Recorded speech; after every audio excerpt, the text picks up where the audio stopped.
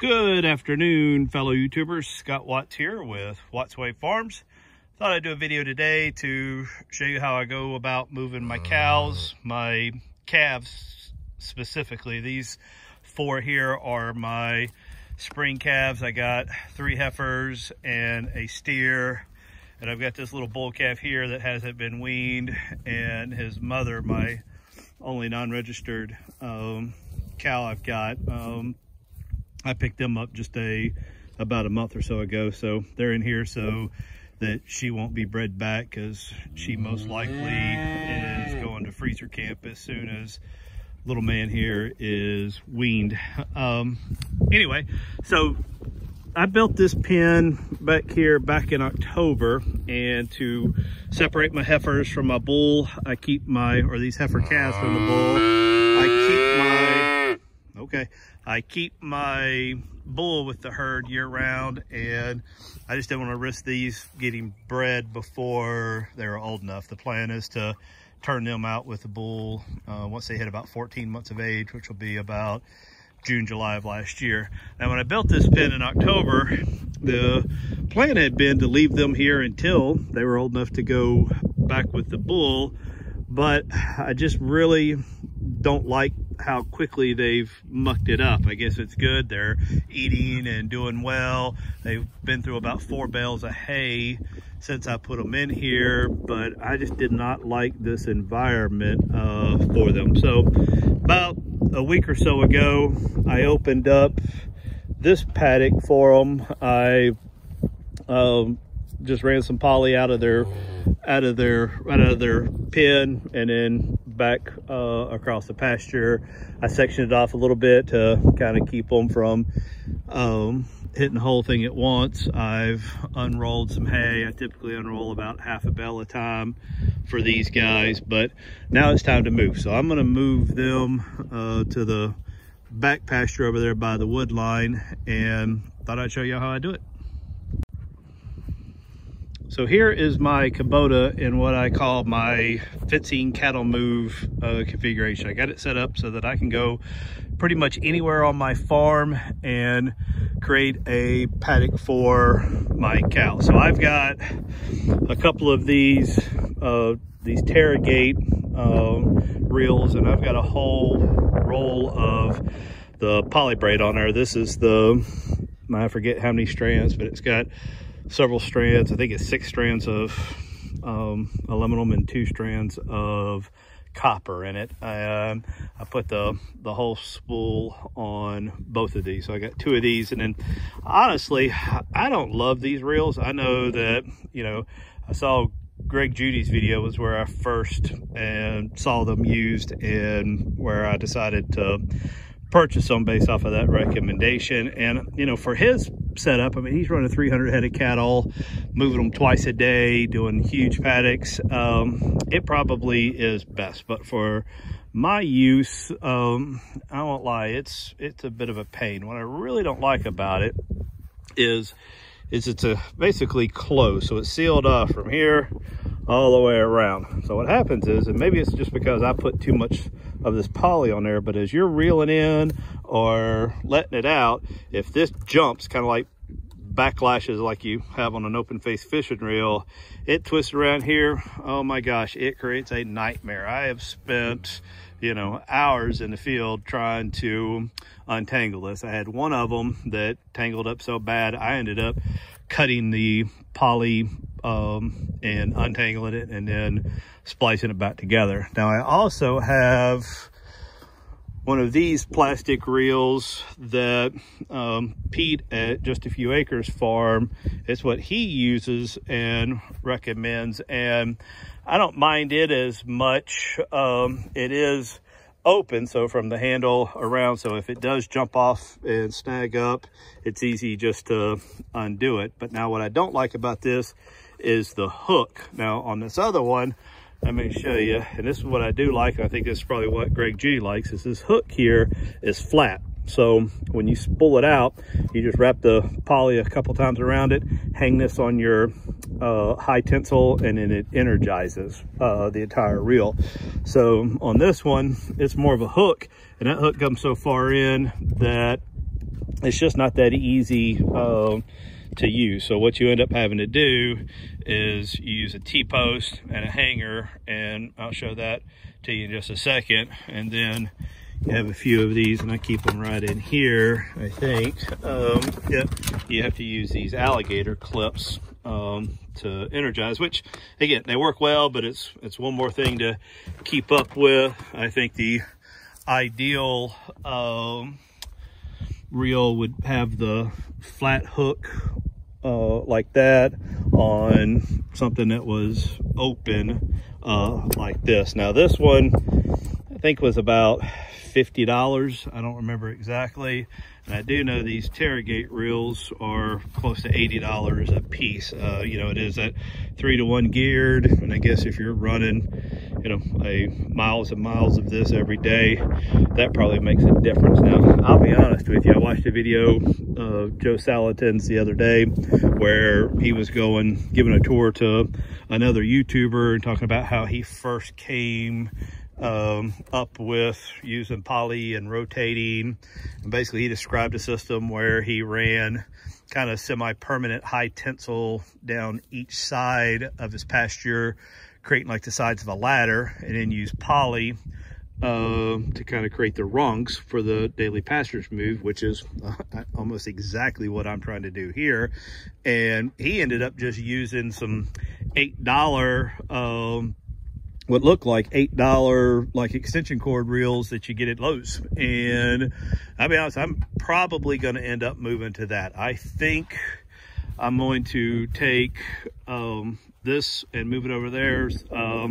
Another YouTube channel I follow, Sheridan Park Farms. That's what he uses for his pigs, pretty much exclusively. He said he can get about half a reel on one of those, and that's what I'm going to use. And then I'll probably throw these on Craigslist or Facebook or eBay or something to see if I can't get some of my money back, because they do tend to be quite the headache. So also, in addition to the reels, I've got these pigtail step-in posts. I find these are pretty good for my corners if you don't put a lot of pressure on them. I may pull my fence too tight, I don't know, but these do good if you're not using a lot of, like I said, a lot of tension. Now I use mainly, these are the cheap step-in posts from Tractor Supply that I know everybody says they suck, and I agree they do, but they're right at $2 a piece, which is less than half of the cost of the nice O'Brien step-in posts that, you know, everybody else seems to use and love. And I'm sure if I had them, I would love them too, but I guess I'm a cheap farmer as well, and at $2 a pop versus almost $5 for the equivalent O'Brien one, the way I look at it is I can cover twice as much area for half the cost. In addition, I use these rebar ones, and I think these are $1.79 a piece at Tractor Supply with these insulators. And these are the ones I use for my corners out in the pasture. I put them in at a slight angle away from the way they're going to be pulled, and they just tend to work a little better. Now, one of these days, I do want to learn how to weld and get a welder and weld a little strip like Pete from Just a Few Acres does. He welds a little piece of strapping onto this, because you can see that little step in is flimsy. It just doesn't hold up, and these things aren't pointed. I still may, one of these days, I'm going to get my bench grinder, and I have a hand grinder and a little bench grinder, and I'm going to go to town on these and see how hard it is to put points on them. So in addition to that, on my Kubota, I keep a bucket of range cubes just in case the cows aren't going where I need them to. That seems to be the quickest and easiest way. And then I keep my little, I call this just a little assortment bucket. I use a bit of a rope. I'm not great at guessing, just call this my measuring rope. I'm not the best at guessing distances. So I've got this knots tied at 30 feet and 50 feet, just so I can kind of better approximate my paddock size. I've got this chain with these shackles on the end. I use this when I want to move my move my mineral feeder. I've got it on skids, and I can just hook this to it and move. This is the hanger. Again, got this idea from Pete at Just a Few Acres. This slips into a T-post, and then it hangs. It allows you to hang your reel, and not bad. You know, thought these were a little bit pricey, 13 bucks a piece if I remember correctly, but they do what they're supposed to do. I also have one of these. This is for the Plawson connector, an idea I got from Greg Judy. I think it was, these things are dirt cheap and they work great. I'll put a link to these, but you've probably seen them. But the way the Plawson water works is you basically put it replaces a traditional hydrant that you would twist on and off, and this kind of reminds me of like an air pressure. The water's on behind it. You plug this into the female end, and the water's on. You unplug it and the water's off. In addition to that, I just have a strap in here just in case, you know, I need a log or something falls over my fence and I need to move it, so I can hook to it.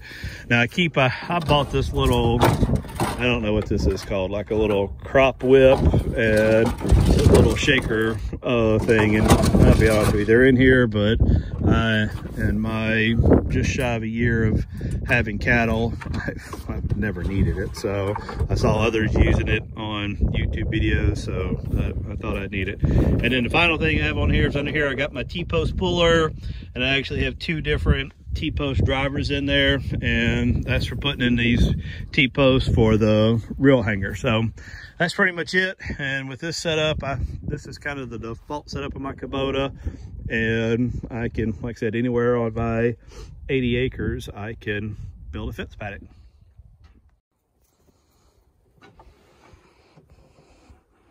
Okay, so you probably can't tell, but I do have the basic perimeter laid out. The poly braid's just sitting on the ground. It goes up behind the Kubota, takes a 90-degree right, and then goes up over that hill, and it about meets where the hill meets that wood line over there. Comes back around, and then actually up there just on the other side of that cypress tree, it goes into the woods just a little bit, and then comes out literally right behind here. Now I wanted to give them a little bit of wood protection. There's a few trees and brush kind of, and it goes downhill there so that the cows can get out of the wind and the weather as needed. Now the weatherman's calling for, you know, very mild temperature. It's supposed to get back up into the 60s by next week. So, you know, not really necessary, I don't think, but I always like to, wherever I put my cows, I like to make sure they have some sort of cover to use as shelter. So trees for shade, windbreak, etc. Because I don't provide any sort of man-made shelter out here. Now what I am going to do is, I've got this bale of hay hooked up. I'm going to unroll this entire bale all the way down to the edge, and then what I'm going to do is I'm going to section this off and paddock. So what I like to do is I like to use an entire spool as best I can of I call them my big spools, my Tarragate reels. Each one have a 1/4 mile of poly braid on it, and I create one big paddock with that. Then I use my smaller reels, the plastic ones that you got to hang on the T-post, to kind of section it off into my daily paddock moves from there. So I would get, you know, a week or more out of this setup with daily moves. That way I'm only having to move the big perimeter fence, if you will, once, which, you know, takes a little bit longer. So for those of y'all that watch my other video, you are familiar with my DIY $50 bale unroller. If not, you should go check it out.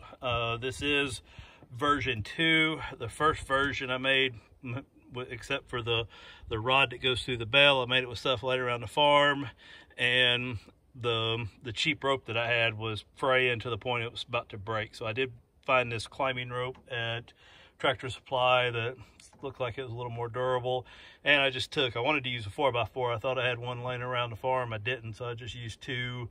I think these are 5.5 foot sections of 2x4s that I drilled together. Now, a couple things to note from my last video that I've learned now that I've used this a few times is this works much better going uphill. If you try to roll it downhill, that bale of hay will straight up catch up with you. Trust me, this I know. And then also it's important that the knots that you tie in that rope to keep the spreader, to keep the ropes open, and I call it the spreader bar, are not too far away from the bale of hay. When I first built this one, that bar was just too far away and it kept hitting the ground and the hay would jump on top of it. So that's this. So let's get this thing unrolled.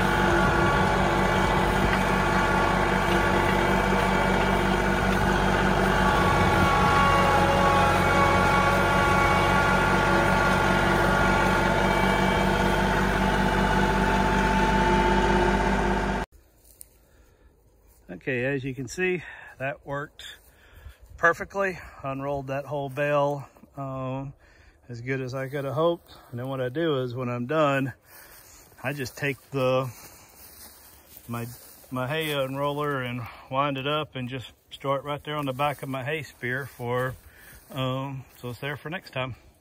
So now what I'll do is I'll run a cross line. I'll finish up my perimeter fence, which is basically done. And then I'll start running the cross paddocks, and I'm gonna start over there by that wood line that I showed you. And then it'll be their first day paddock. And then I'll kind of wagon wheel out from there, giving them a little bit more of this hay each day, but I don't have to, you know, this is more hay than those 6 little cows will eat in a day, obviously. So by controlling the size of their paddock and just kind of moving them down along this towards me each day will give them some fresh hay and keep them, you know, rotating and spreading their urine and manure and other organic material and improving the overall quality of this entire paddock. Okay, so I have the whole paddock set up now. It's ready for the cows. I've got the big paddock perimeter set up. I've got the cross fence for their first day or so. I've got the water set up. I got the mineral moved. I've got the bale of hay rolled out. And I thought I'd show you a few little aspects of this to kind of maybe get a little feedback on what you think. Like I said, I don't do any sort of portable shelter, but I do try to give the cows some wood. So I did come in here with my brush hog on my tractor the other day and kind of cut some of this as best I could and knock down some of the high stuff, but it wasn't really that high back here anyway. And then I just ran a length of poly through here, and you know, this provides some pretty good shade, shelter, etc. Some you can't tell right now, but it's pretty windy up there. You'll probably hear some of the wind in a second when I walk up, but this is kind of down a hill and it continues down a hill into a ravine in the woods, but then my property line, it actually goes way back up. So this is kind of a good wind block as well as a storm block, I guess, for cold, rain, wind, whatever, etc. So I think this is pretty good. And then as you walk up here,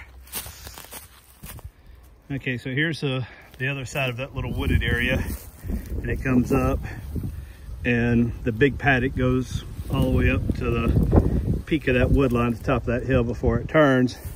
But here's my cross fence for the first day. I just take a smaller roll of poly. I put one of those little rebar stakes in the ground, put a dead handle on it, and then it shoots across the pasture up to their waterer.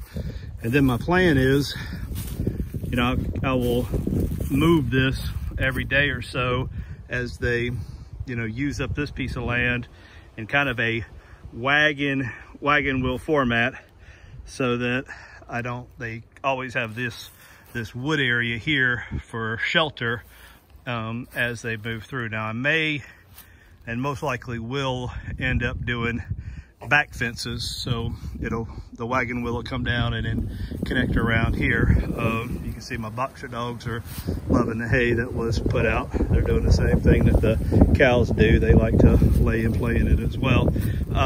But anyway, I'll probably again do some sort of wagon wheel style where it cuts over in front of the hay and gives them this wood line as they move across this whole thing. I don't always do back fences this time of year, but I probably will this time, just to keep them from congregating in one area too much. But my thought is this area here should last a week or more. Let me show you how I got the fence energizer and water set up now.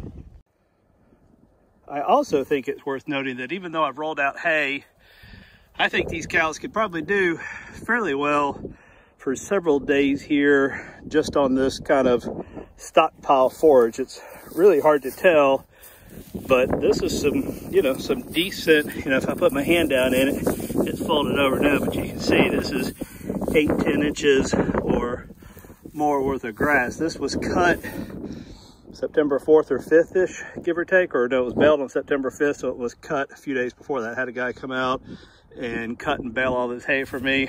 This is what I'm feeding to my cows. I sold off half of it to help cover my cost, and then the rest of it I'm keeping. So they'll eat a good bit of this, and they've got the hay unrolled for them as well. So I'm not even a little bit concerned that they're not going to have plenty to eat. Now here's my water. It's still filling up. I use the Job valve. If you watch Greg Judy of Green Pasture Farms, this is exactly what he recommends, and I do like it. Now I run the poly across the middle of it, mainly during the summer. It was actually a Greg Judy recommendation as well, to keep the calves from wanting to get in it. I saw another video, I forget which guy it was, but he actually lost a calf that had gotten in his tank and couldn't get out. Now I'm not worried about these calves. Are big enough, they're not going to get in here and drown, but I am worried that they may get in there and step on that valve or something. So I put this here, the line across it, just to kind of keep it out of it. Plus it allowed me to not have to move their water at least for their first move, so they can be on this side and drink, and then once I rotate them to this other side, that will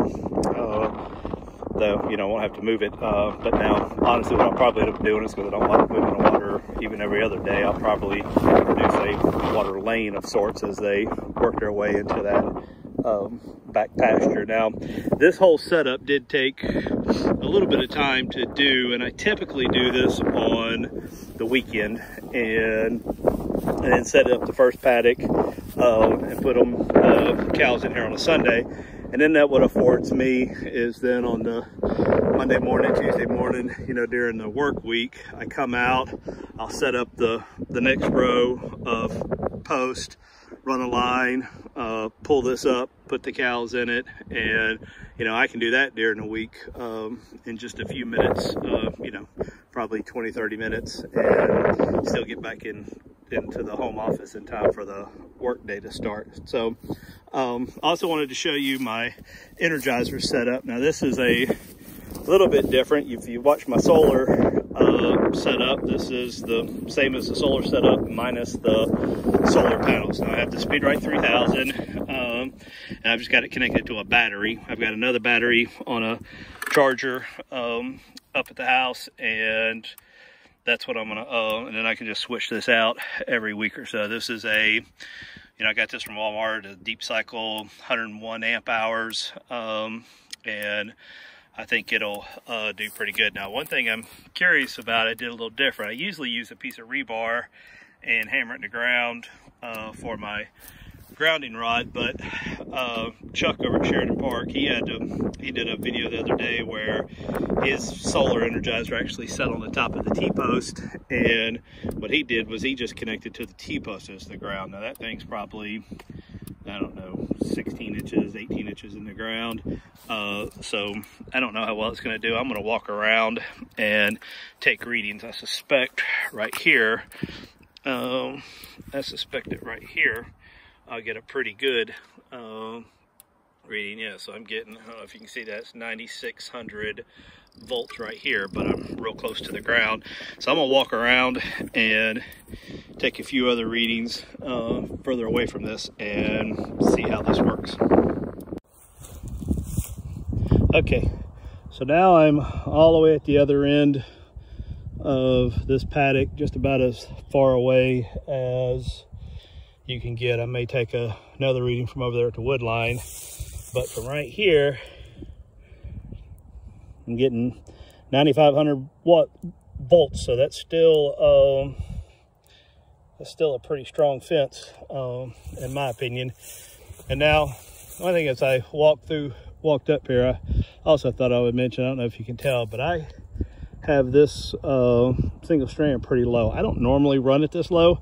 I normally run it up on the second or third clip from the top. I mean, I do have Dexters and they're smaller cows, so it does need to be a little bit lower to put them at, kind of put that thing at nose level. But with that bull calf, he just does not, you know, he still does what all my calves did this past summer, and he loves to get out from underneath it. And you know, that I really don't mind. I mean, this entire property has 5-strand barbed wire that's still in great shape. It was put in just a year ago in December. And so if the cows were to get out, I'm not, you know, afraid they're going to go that far. And the bull calf is never going to go too far from his mom. The issue I have is that whenever he does get out, if he's gone for too long, his mother stands there and just bawls, and like I guess a normal defiant child, he just ignores it, and she bawls and bawls, and to the point where it annoys my wife enough for me to have to get up and come out and try to wrangle him back in. So I tried lowering this a little bit to see if maybe that will help, you know, keep him inside this paddock and keep his mom happy. Okay, so now I'm at the wood line, pretty far away, almost the exact opposite of where the energizer is at. Figure I'll take a reading here, and if that's good, it should be good anywhere. So let's see how. Yeah, so I got 89 here. So again, lost a little bit, but again, 8,900 volts when they say you only need 4,000 for cows. I'll take it. I think that's pretty good. Okay, so I've got the big pasture set up, or the big paddock set up, the small paddock set up for the next day or so. I've got grass, I've got hay, I've got water, I've got mineral. The only thing I'm missing now is the cows.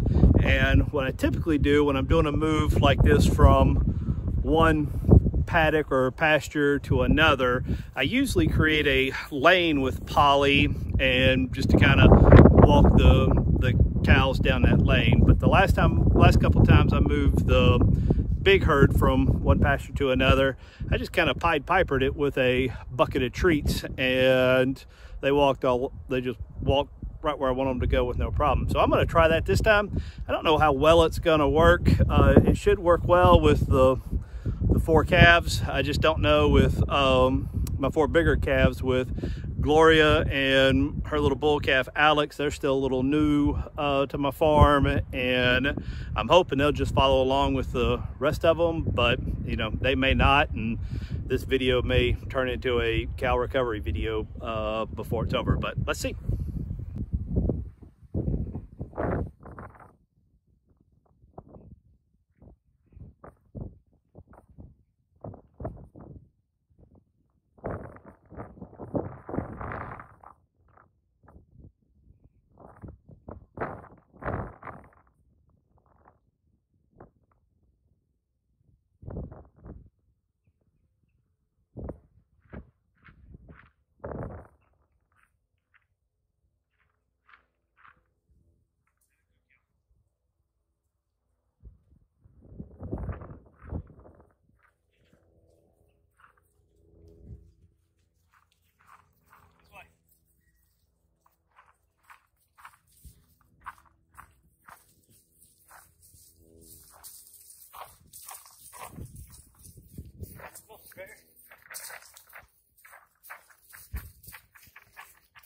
Okay, as you can see, that went very well, as good as I could have expected. They followed me right on into their new paddock with a few little range cubes. As you can see, they're already going to town, as I thought they would on this new stockpile of grass that they've got.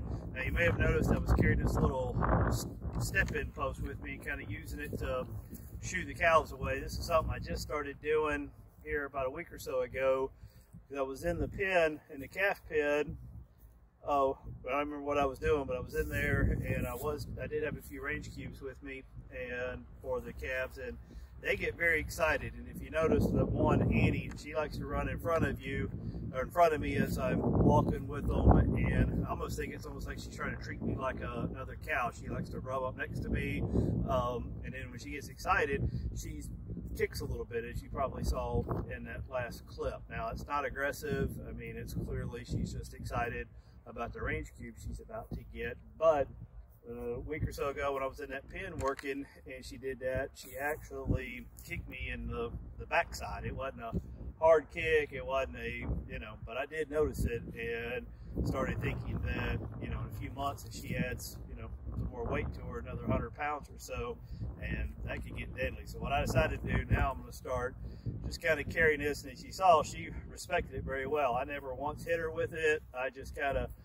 created a little bit more personal space around me with it, and it worked to keep them where they needed to be. I like friendly cows. I do not plan on having any aggressive cows, and the first sign of aggression with me is a instant trip to freezer camp. I have 3 small kids, I have family that likes to visit, and I'm just not going to have aggressive cows. So, but as long as they'll, like I said, respect this a little bit, that's fine by me. So that's all for today's video. I've got to pick up the rest of these fence posts from their, and poly from their little paddock, and then this job will be done, and I'll be about ready to call it a day. So thanks for tuning in.